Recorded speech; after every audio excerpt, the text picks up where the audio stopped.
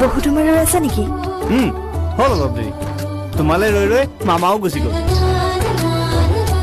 মোৰো চকু বিষাইছে।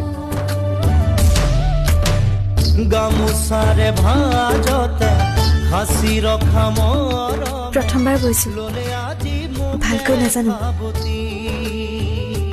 ইয়াৰ দীঘাৰু পানীৰ প্ৰতিডাল সূতাত মোৰ মৰম আৰু ভালপোৱাবোৰ সোমাই আছে। দেখো আশাৰে ছবি